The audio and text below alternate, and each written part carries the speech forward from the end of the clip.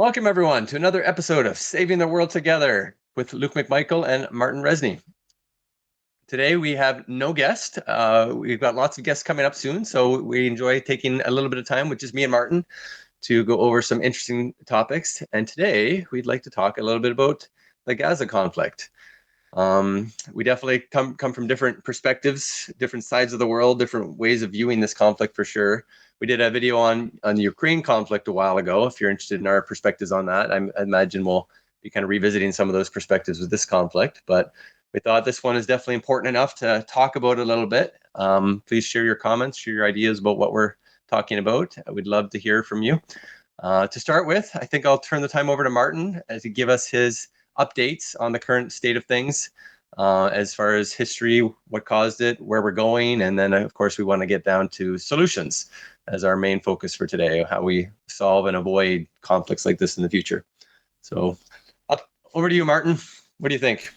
Yeah, so I think there are a couple of basic facts that we should probably establish first before at least what we believe the facts are. Obviously, everything's disputed about every conflict of this type to various degrees by various people in the world for different reasons. So what I will try to stick to just the really core facts that really have to be established. And so the core facts of this particular escalation of the conflict are, and I'm saying escalation because it's obviously a thing that's ongoing for a very long time at different levels of intensity, and this is probably the highest level of intensity that the sort of Israel-Palestinian conflict or situation, because it's not always necessarily classifiable as conflict, but it's always been a problematic situation. So it's been basically taking place ever since the State of Israel was founded, which I'm currently blanking on which specific year it was. I'm just pretty sure it was after World War II, because there's this important context historically of the creation of the State of Israel,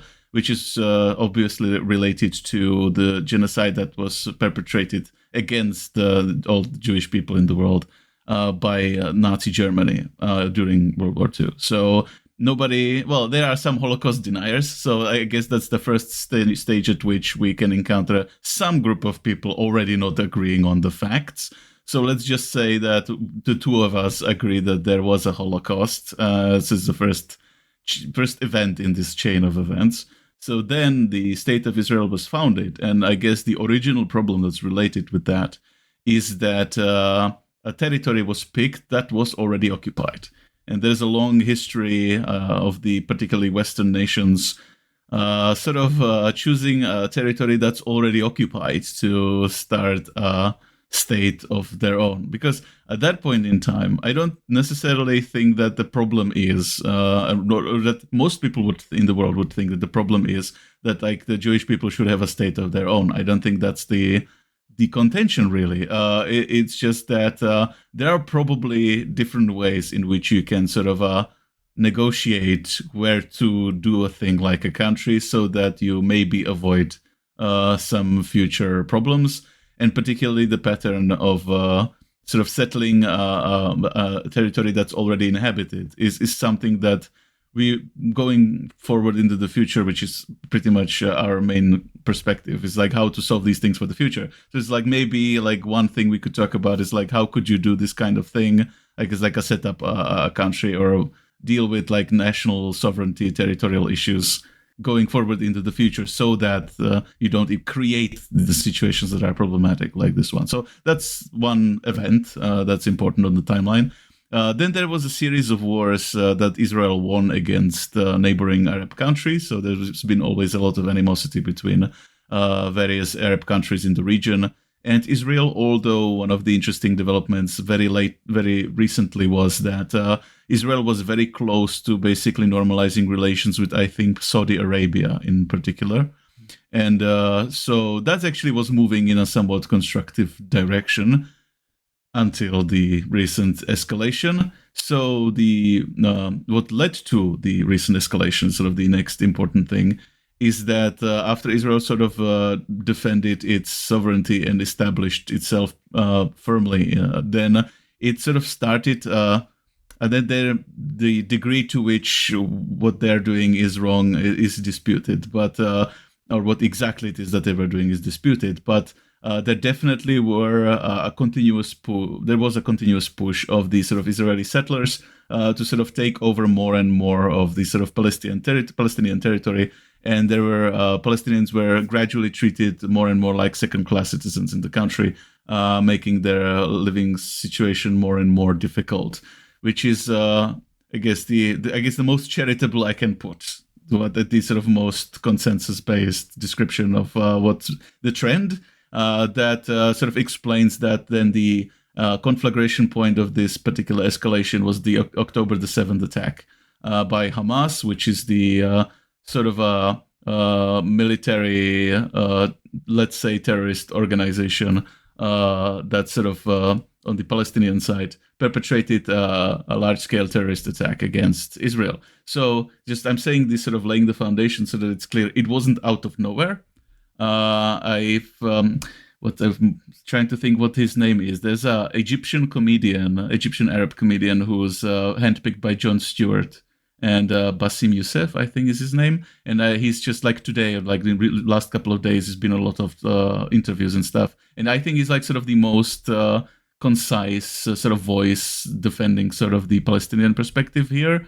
And so from like his point of view on the situation, is it like you must not, like you can't be surprised that something like this eventually happens if you keep pushing people long enough, is sort of the most that anybody would defend Hamas here. It's not defending them really, it's still like to make it clear, because there's this sort of a gotcha questions. It's like, so are you condemning Hamas? And it's just like, obviously, yes, everybody's condemning what Hamas did.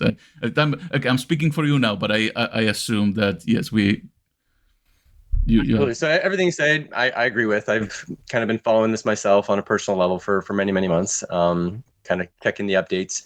I like to try to draw interesting parallels, and I think about kind of a little bit about how the West essentially conquered the Native Americans and kind of placed herself here, 200, 300, 400 years ago, and had all these wars with the natives over land, and it's a similar way in some ways. And we kind of brought our diseases with us. We killed maybe 90% of them. It was genocide. It was horrible genocide. And even now, and we celebrated these people like Columbus and all the conquerors of Spain, all the Spanish conquerors that came over. We celebrated them as heroes and as people who established the new world. But just now we're starting to kind of learn that history and start to kind of villainize some of these people like Columbus in some ways. It's interesting how it changes through the years. So now, as we're kind of, I guess, whether you want to call it woke or just more aware of all these kinds of issues in the world with colonialism and conquering people and just going in. So this is kind of a really interesting territory where we have this Ukraine war, we have the Gaza war, and potentially a Taiwan conflict at some point in the near future. They're all very similar kind of territorial disputes. Whose right is it to live here? So I think of how we kind of not necessarily solved, but kind of made the native problem kind of better, I guess, over a 200-year period, as we kind of gave them, in some cases, reservations to live on, and we kind of gave them certain amount of stipends so that very few of them starved. So very few of them had, definitely there's issues still where some of them are kind of treated as second-class citizens, even still today, I think. But we're doing our very best as a society to lower the racism and lower the abuse against them and give them more power and more supports. And in many ways, more money than even a normal, a white person or a normal non-native person might be given. So in the way of tax breaks, in the way of welfare things that they get on the reservations. So in some ways, they're seen as kind of a higher class citizen, or they get more benefits than. No, I guess you could call that general approach reparations. Exactly. That's exactly what I was getting to. So it's just a question of trying to be understanding of what they've been through, the challenges that they faced, and that they deserve this extra help to try to get them, into a future where they're safe and where they have the opportunity that we've all had to progress and learn and be educated and find their place in the world, whatever it might be. So yes, there's still conflicts with that, but I feel like it's been pretty good. Like I have many Native friends myself. We interact with each other. It's been pretty successful.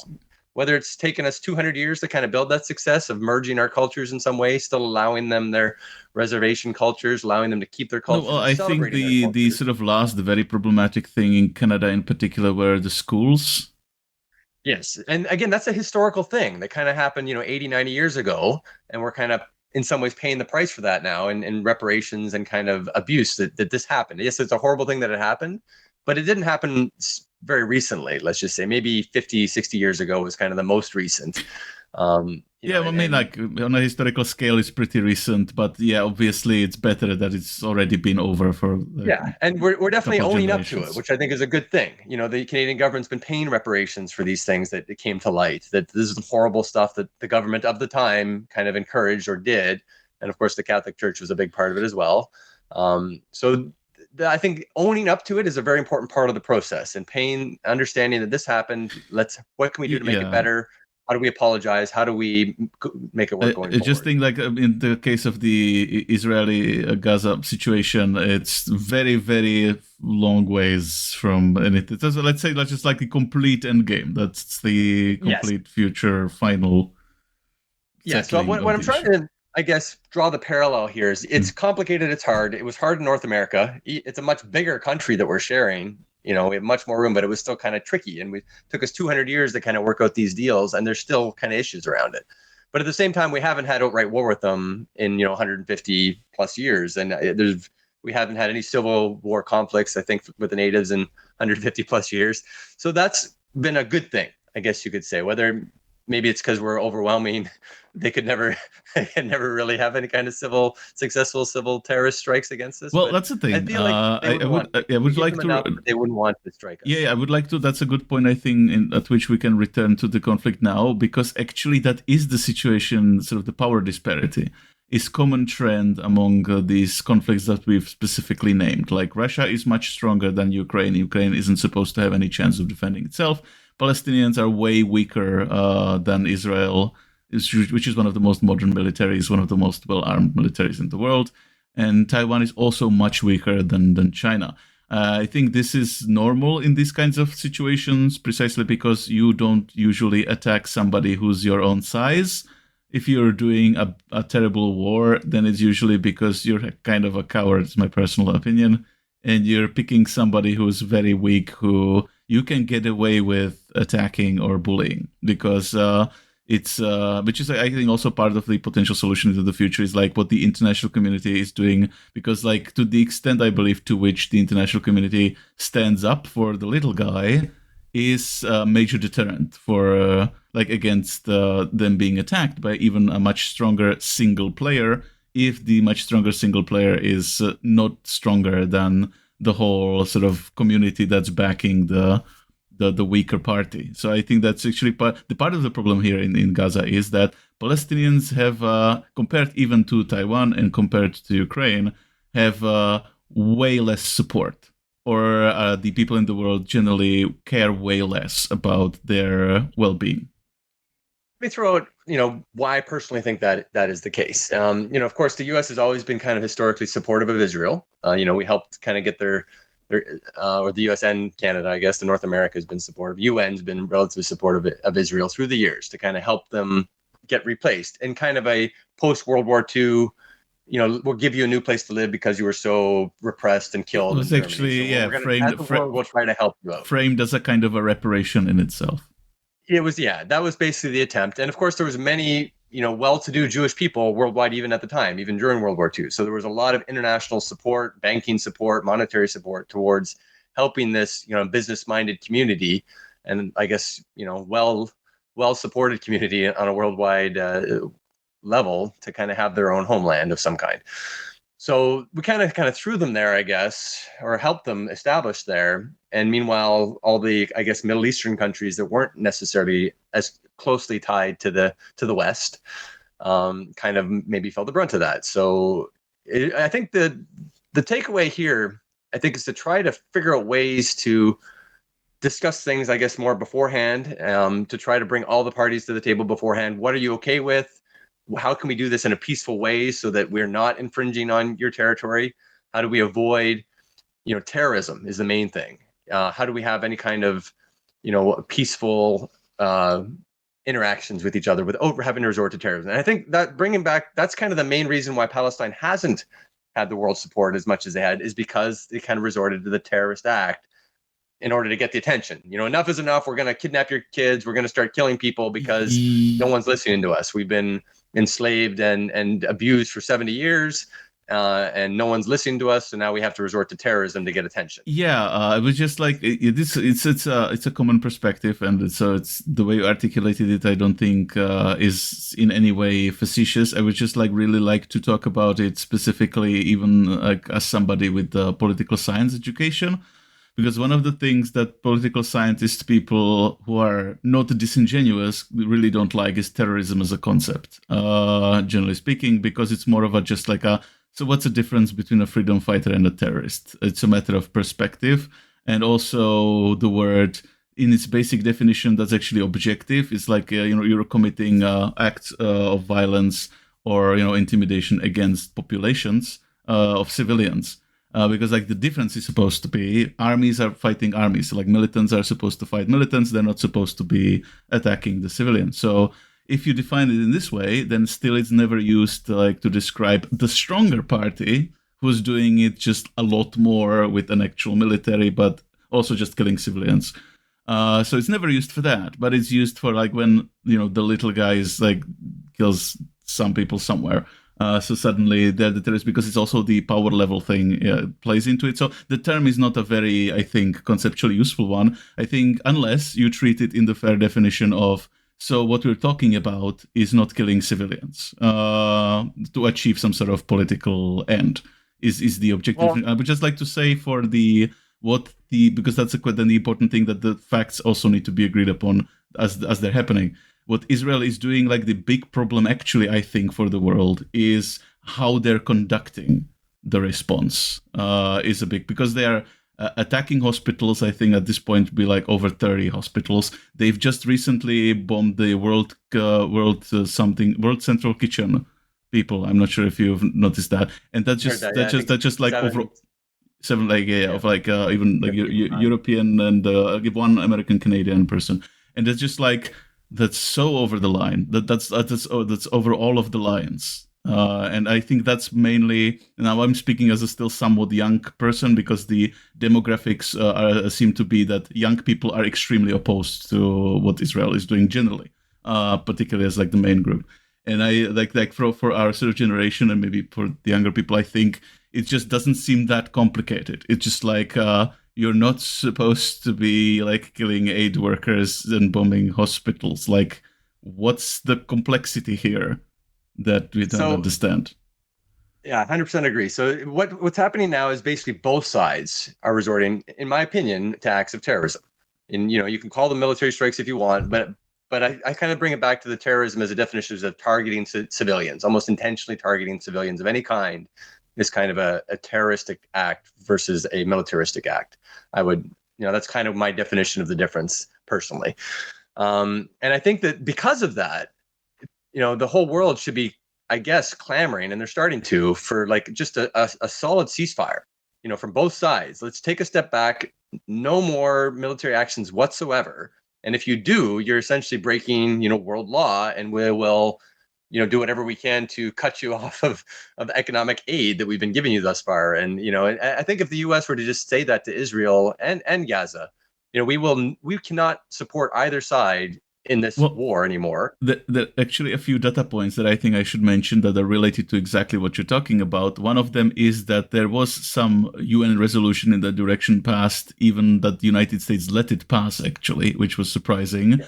So United States is sort of, even President Biden, who actually in terms of actions is still 100% supporting Israel. But even he is saying that maybe you should take it down a notch a little bit. And that's a person who's the most supporting of Israel as anybody. Even I think personally, not just that America supports Israel, but I think he personally is just 100% behind Israel generally, to a fault, actually, it seems.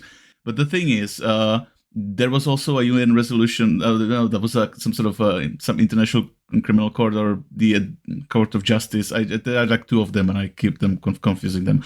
So South Africa actually basically sponsored sponsored investigation. I'm not sure what you would call it exactly, into what Israel is doing being a genocide, and it was ruled like as a situation where it's plausible that it could be a genocide already. So there's this like all kinds of things that are already kind of happening, and the main consensus now seems to be that like, yeah, if United States actually said like just stop doing that or we cut the support, then that Israel would do it. And the main example is that like it did happen, like I think twice, once with Ronald Reagan and once with George Bush Sr. I think they both just like when Israel was starting to do some sort of attack on civilians, they basically called them and said like, yeah, you need to stop doing that right now.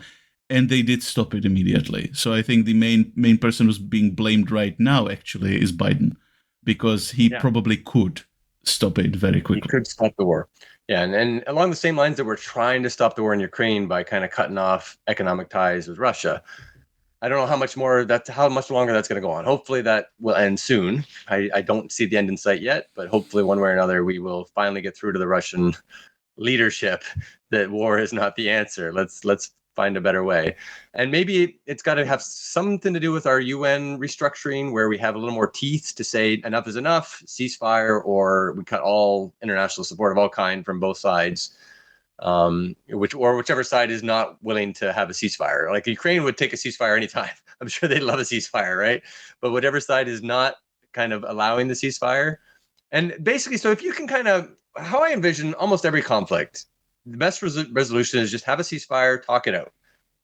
Get as many parties to the table as you want, get mediators there, and just talk it out in a reasonable way. That's how we should be solving essentially all war going forward. Maybe reparations are in order. Maybe you've got to have some kind of legal disputes. Unless you cause more problems with the reparations, like when you give somebody territory that's already occupied as reparations. Exactly. So we definitely need to factor all the parties in, particularly the party that currently owns the land. It's actually one historical catchphrase. When do you know something about the Munich Treaty? During the World War II. Not much, no. That's one of the biggest historical Czech things, because that was when we were actually ready to fight Hitler, right at the start of the World War II, when Germany was getting into the war. And we basically were completely betrayed by Britain and France and our other Western allies, like the opposite of Ukraine situation, how it happened, pretty much. And because basically Germany claimed our bordering regions, because like really the same thing. They claimed our bordering regions because to save the Germans there that we were oppressing, which is definitely not the case actually. They were basically separatists at that point. Like they had their own political party who like openly was arguing for being separatists, like just splitting from Czech Republic. And we weren't like shooting them or something, that like it was actually still a democratic state. Like actually we were the last actually democratic state in the region still. And so we were completely betrayed by the West in something called the Munich Treaty. And that was completely agreed upon by all the parties except us. We were just like we were handed the thing as an ultimatum. So our catchphrase is on us bez nás. It's just about us without us. And so basically, you never want to do this sort of Munich type deal when you're doing a deal and you're completely excluding one party or the important party living in the place from the negotiations. Yeah, no, absolutely. And if you can kind of think of it as a world democracy where we all kind of have to bring all the parties to the table in an equal, population-based, equal vote kind of thing. How do we resolve this in a fair, non-killing way, non-militaristic way? And I think, but just now to what you said exactly, I think we should, because it sort of occurred to me. Yeah, maybe the rule should be to never, if you try to solve a problem, to never like pick a part of Earth to screw over. Like you really need to like be solving it with the whole Earth in mind, and not just be like, we'll solve this for like this half of the world by screwing over like these 5 countries. And then maybe that's just what's causing all the problems always. There should never be one particular group that gets severely, degraded or screwed over by any treaty, theoretically. Like you need to balance it out. Yeah, some groups are going to get more than other groups, but no group should have to give up, I guess, too much, without being paid some kind of reparation, without some kind of reasonable mediation. for whatever territory or benefits they might be having to give up. And ideally, if the whole world is one country, then we'd all have the same rights. We'd all have the same laws. And that's kind of where I would definitely like to see us go at some point, with some kind of worldwide democracy where we all are equal citizens. We all have the right to, our own culture and our own beliefs and our own religious and cultural beliefs of all kinds, and that no one's persecuted. Yeah, I'm so sorry that I keep interrupting you, but I think you're getting very close to really great ideas. I just want to say them out loud. So if we are the one country, so maybe the proposal, let's solve it how a single country is solving the same situation within itself. So for example, when you need to do something like build a dam, and so you basically have to choose a village or like a couple of towns to screw over. That's like you have to do that because they have to basically be deleted. And so what then happens, you're not just like drop the water on them or something without like notifying them. What you do is you compensate them financially and you allow them to resettle somewhere else that's comparable. So that's basically the equivalent situation. Yeah. And if you didn't do that, there would be huge, revolts and populistic things, and that you'd get civil war. Maybe you'll create some terrorists if you didn't do this. Terrorists. You're not fair. So that's the key, is for you to be as fair as possible to your people, so that they don't have to resort to acts of terrorism or acts of extreme violence to try to be heard. So I think that's kind of the key takeaway lesson from all of these kind of wars, where the aggressor is essentially not giving people a chance to kind of come to the table and remediate and work it out peacefully. So if we can find some way to, as the world police, to find some way to resolve all these territorial and terroristic-like problems in more of a peaceful, mediated way. Hopefully not as Team America. Hopefully not as Team America, as Team World, Team UN, or Team whatever. Team World is what we need to do, and we can solve the same problems like drug lords and warlords of various kinds in similar ways. And all the war on terror was essentially kind of like this, where it taught us a lot of lessons about how to deal with these outposts. Yes, it wasn't handled great all the time, but I think we learned a lot of valuable lessons with how to deal with those things, given the right circumstances. And, we have drones now just about anywhere in the world that we could target a specific warlord if we want to. If we have the right legal framework to say, hey, stop killing people, stop, we can paint a beeline on your face and bomb you and your family into oblivion if you don't comply with the law. Well, you don't want to maybe go overboard with that, because then you basically are Hydra in Captain America with helicarriers with targeting everybody on the planet and shooting them simultaneously. That's why I mentioned it, is that we don't want to go overboard, but at the same time, the fact that we do have the ability to kind of, I guess, punish with impunity people who are not going to play ball. If they're not going to, at least come to the table and talk things through and obey the law, then we have to have some way to. Yeah, well, of course, you have to have like a sort of a Weberian like power to actually enforce the rules. That's for sure. But I think maybe the better example would be something like how NATO is working, because like NATO, like that's another sort of a hot button issue that obviously people vehemently disagree on based on whether they love Russia or not. But the issue there is that like really is a defensive alliance, and when somebody says that, then the critique would be, well, but didn't they attack also countries and stuff? And that's not what the point is about by what people mean by defensive alliance.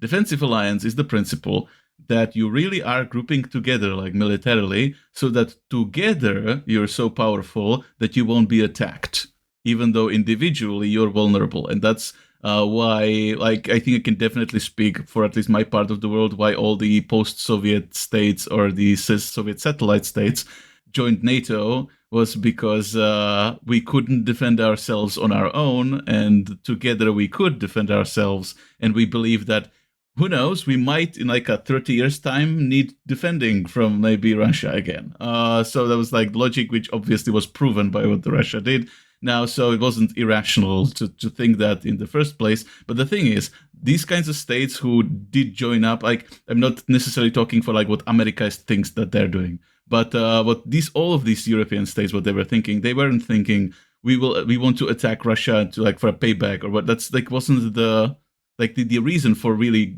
grouping together wasn't that. And with these particular situations, like I really think the pattern is the countries that get attacked are countries that are standing alone. Hmm.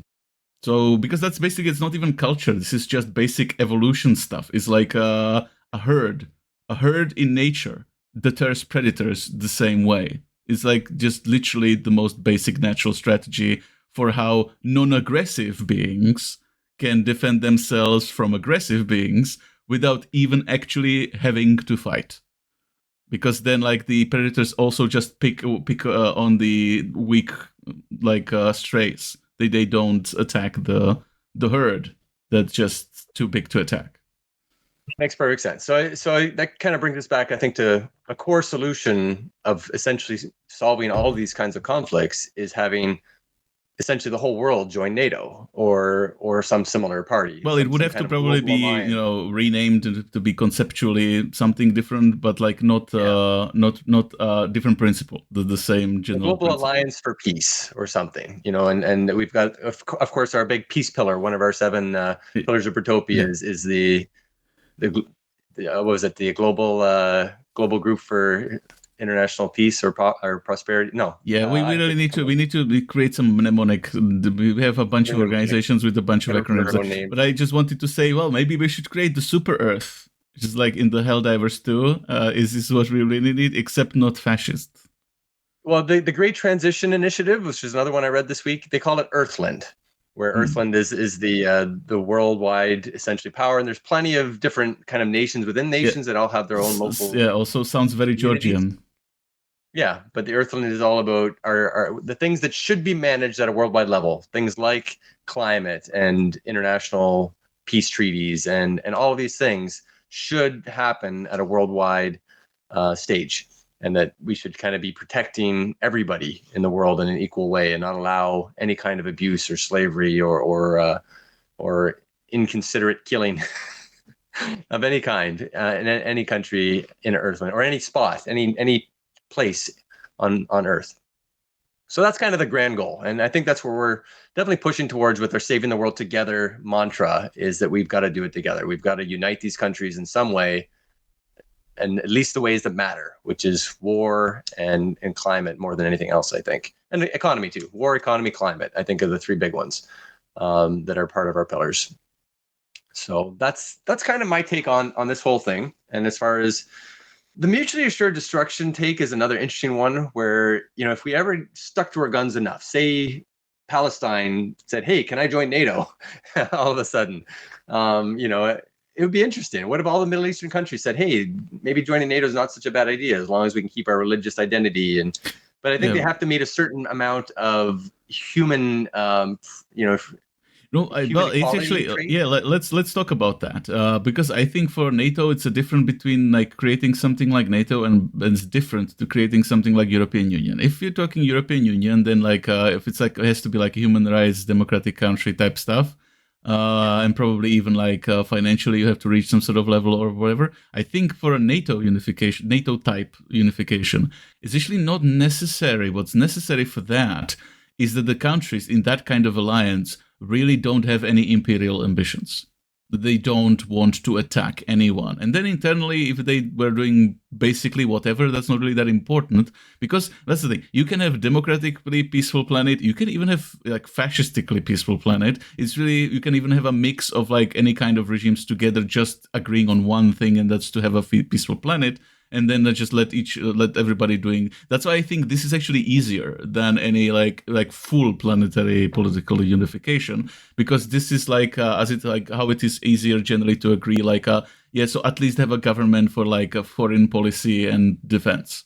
Like that agreeing on defense is the easiest thing to. That's why you can actually have something like in NATO. You have like Turkey and you have like Hungary and you have all the other like European countries that have very different politics than like particularly like just the EU versus Turkey. Like that's definitely not in any way like same countries or the same styles of governance, but together still can be very effective allies in the defense sense against a third party. So I would make draw a distinction here, but actually a distinction that I think makes this easier to accomplish. Agreed. Yeah. the less we can kind of require of people to join the global alliance for peace, um, the better. And once we can kind of unite everyone on that particular pillar, the pillar of peace, then we can kind of move on to the other economic pillars and purpose pillars and technology pillars and start sharing more of everything once we can kind of agree not to kill each other.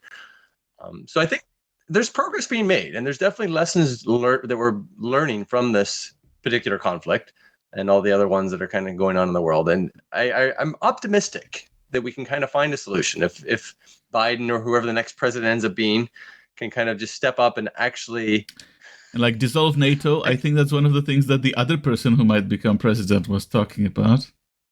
Yeah, dissolve NATO. You're right. That would be a step in the wrong direction, perhaps. But maybe we'll replace it with something better. That it would mean America pulling out of NATO, but that would just force the European NATO to really step up their game, I think, in this particular case. But they would still, because I think it's also a bit of a formality. Like the United States, it's really more matters with a country like that, like where they decide to get involved rather than in which long-standing alliance they technically are on paper. So it would be more of just a media circus, probably. Because I guess the United States have been acting as like their own standalone player anyway. That's one of the things, like when people point to like what NATO did wrong, it's mostly like what the United States did on their own. And yes, they are technically part of NATO, but most of the things that they did, NATO didn't really agree with as a whole and wasn't involved in as a whole anyway. So NATO really is a bit of a different thing than the United States. Even if United States is in it, and even if United States is the biggest army in it, it's still not equivalent. But that's getting into the weeds of geopolitics a little bit too much. Yeah, that's definitely interesting stuff, though. So, what do you guys think? Anyone who's got any comments or anything to add to the discussion? I think that's what it really comes down to, though, is just figuring out what is acceptable as far as war. We've got the Geneva Convention that we've kind of all agreed that these are war crimes on a worldwide level. We need to enforce them. We need to enforce these war crimes and not allow these kinds of genocides to happen. That's one of the bigger ironies, is that the current rules of conflict are actually have been formulated after World War II specifically, which, a big reason why they are now what they are is so that something like what happened to the Jewish people doesn't happen again.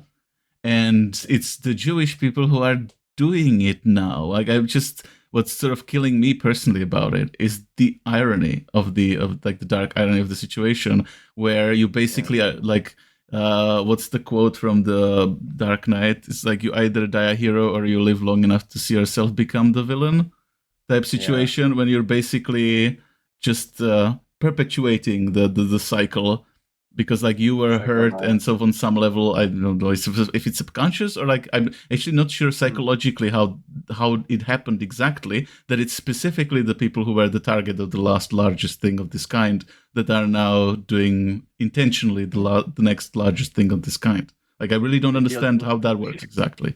Yeah, eye for an eye makes the world go blind, and they feel justified in any kind of violence because violence was done against them. So it's tricky. It's definitely never simple, but I think we can make it simpler. That's for sure. And we can kind of agree what's acceptable and what's not acceptable. Well, let's make it a little bit simpler. I think the Bassem Youssef, the comedian, is sort of a very, like, in sort of the Jon Stewart way, like the sort of, sometimes the comedians can just say the simple thing simply, and it just sounds funny because like everybody thinks it's supposed to be complicated.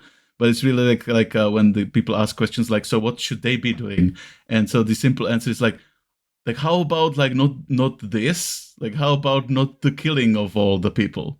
Like, how about if we just let's agree to, like, because Bassem Youssef had an interesting point about like, it doesn't really matter if you define it as genocide. It's just like, it doesn't matter. Like, let's not waste time like defining what exactly this is, when it's obviously a bad thing that they shouldn't be doing the way they're doing it. So how about this, like, what they should be doing? How about like let's not bomb hospitals, let's not bomb world kitchen people, let's not like kill aid workers. It's like, it's not that hard, because let's go into the sort of the defense of the Israelis though. So they would say, well, but the civilians are human shields for like the few thousand militants that are actually there. And just like, but like, do you know what the territory looks like? it's just like a small like city, like urban area. There is no place where there aren't civilians. It's sort of just a bunch of like civilians herded into a small area. So wherever any combatant is in there, there are civilians around. That's just how that works. And then so the civilians could like move out of the way of the militants, and then Israel does stuff like tells them to move, like announces them, like because they want to minimize casualties, so they announce that they will be bombing a place. So they tell them to go somewhere, and then they bomb them in the place where they told them to go to. So and then they want to leave the country, so Israel makes sure they can't leave the territory to surrounding. So it's like what do you want? It's like because the United States, when they were talking about sort of little bit behind the scenes, like what they should be doing, the standard procedure should be that you're sending like well-trained commandos and units to specifically attack the militants, and then there would still be collateral damage. Like you would still be using targeted drone attacks and stuff, and you will be just like assassinating them left and right, basically. And then every time you kill one of them, you probably would kill maybe, I don't know, 10 more. But then the total amount of casualties would be the number of militants times the ratio of collateral damage. It wouldn't be like completely bombing and like wiping out like tens of thousands of like people in the area. That's just not what that's supposed to be like strategically. So again, I just like don't get the people who are like defending this or like failing to understand this. There's nothing complicated, and it's because it's not even that disputed. Like I don't think there's actually anybody in the world who would be disputing that they are killing aid workers or bombing the hospitals or bomb the World Kitchen people. I think that's just facts. Even in the Israel, like even within Israel, within their own media, just agreed upon. So again, very simply, how about not this? Yeah. Definitely need some kind of quicker resolution for sure. Like if you're gonna go in and do it, just take everybody and just go and somehow police up. Like treat it like a raid. Treat it like a raid on a drug lord's mansion of some kind, and take in your entire force. Go house by house if you have to, and just tell everybody, look, if you're not related to the militants, then just kind of put your hands up and walk away whenever you see anything else, and just kind of disappear, and don't support the militants. Don't harbor the militants. Yeah, because that's the thing. The way they're conducting themselves, IDF, which is the name of the armed forces in Israel, Israel Defense Forces, I think what it means.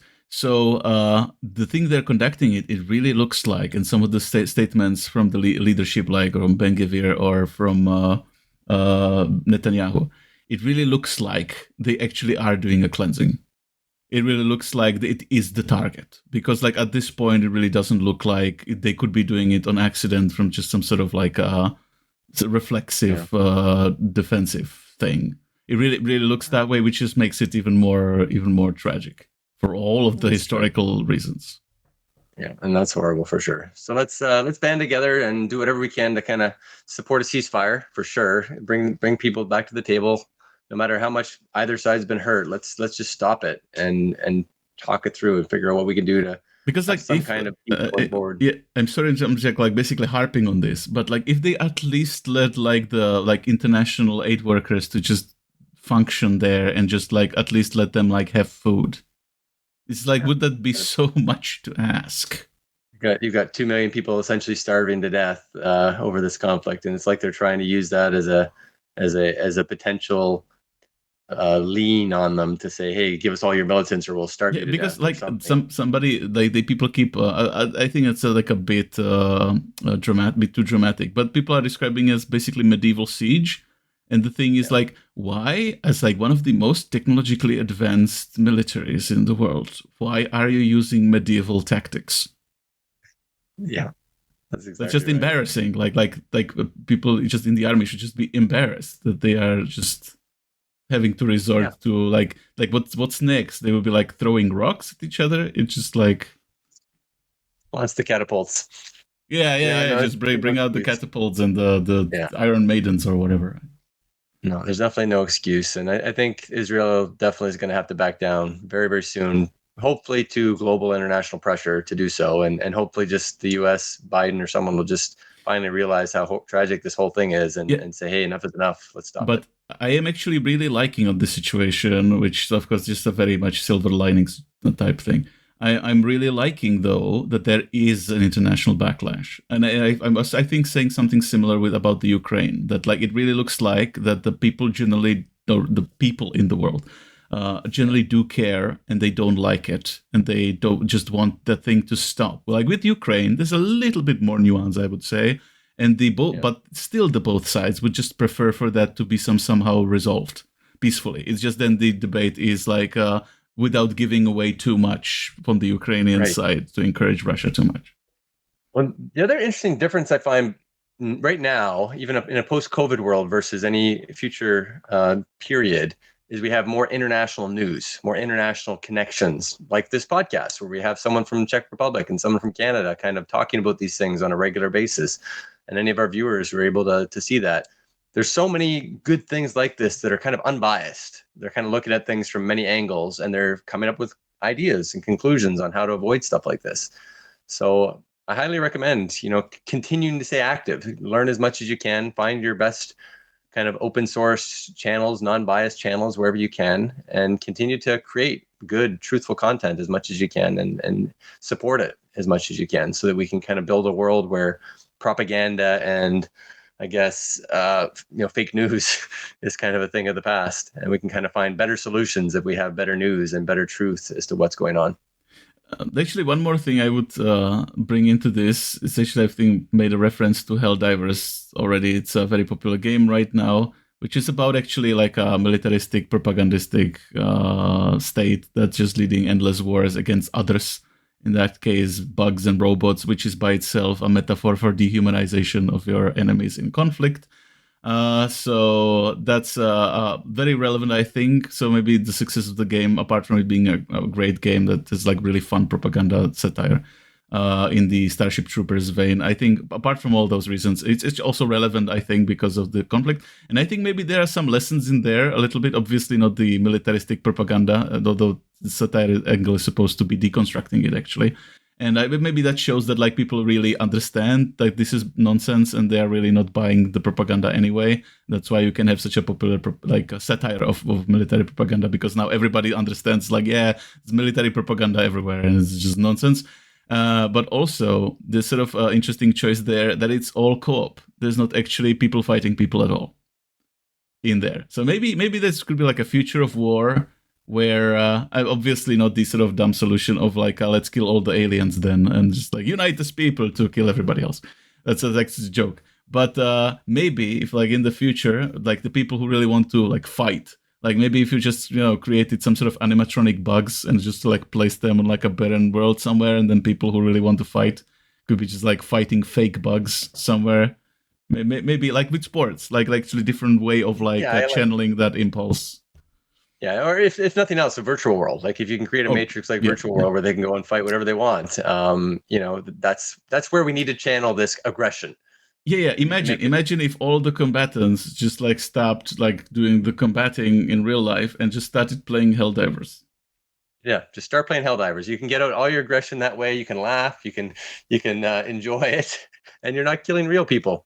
You're just working together to bring freedom and liberty to the universe.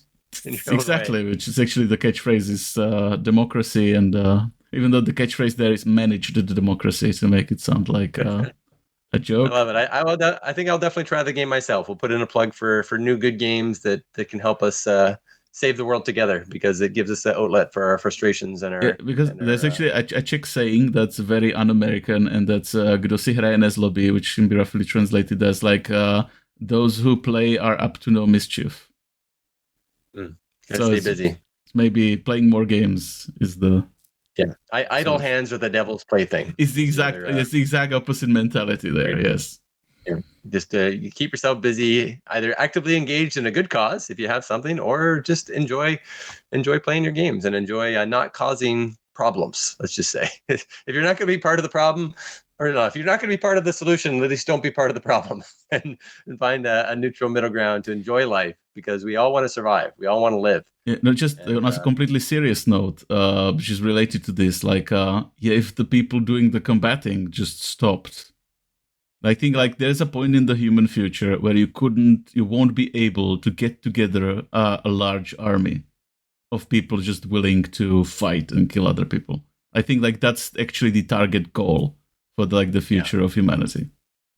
Yeah, if you can kind of get rid of the patriotism, and we talked about patriotism in our meeting last week with the Industry 5.0 guys, it was a lot of fun. And if you can kind of get rid of that patriotic, nationalistic polarization and turn it into a global citizen or a global patriot that's fighting for world peace and world harmony, then you can definitely push that as a direction. As if your country's trying to force you to go to war, leave your country or go somewhere else if you're fighting an unjust war with them.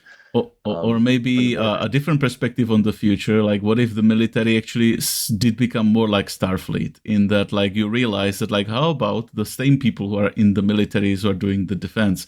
How about they really focused on engineering? And for instance, like aid work or like fighting disasters and stuff. Like, what if you turn the armies into like a combination of like scientists and firefighters, pretty much? Yeah. And people that can make replicators, so we can solve world hunger by creating food wherever it's needed. But even just like if you just change the balances in the military forces, in that like somebody really technologically doubled down not on weapons that destroy, but really doubled down on techs that rebuild, for example. Right. Like what if you made like a fighting you pointless because like nobody could actually keep destroying your stuff faster than you could repair it or build it back together. And the best way to kind of win a war is, I think, to feed the people and conquer the hearts of the people, right? By sharing and caring about them, sending in your aid workers, your army of aid workers, essentially to help build up the countries from the ground up and defend it from the war. Yeah, again, the Starfleet model, which really seems to make sense. Like Starfleet is recruiting worlds by helping them with stuff, using their effectively army to do that, or they just barge in like the NATO kind of thing, when they just basically offer portable defense that, like, yeah, we'll sort of shield you defensively, and like we don't actually want anything for that. We just know that if we keep doing this, then we will have more trade and stuff. So we know it will be beneficial in some ways, politically or economically or whatever. So it will be like for the like bean counters, like it will have like a return on investment that's very good. But also it's just the right thing to do, and just have the capacity to do that as somebody who's already developed and has the tech. So because that's the thing, like, sort of disappointing to me. Like the main thing that disappoints me about humanity is that nobody is really trying to do anything like that yet. And like we absolutely totally can, because like you can use the same tech and the same personnel and stuff to have an organization that is trying to do this, and it's just like nobody is choosing to do this. Is this like so frustrating? Absolutely. Okay. Thanks so much, Martin, for all your comments, and thanks for everyone for joining us here today. We appreciate your comments and your feedback and everything that can help us come up with ideas on how to save the world together.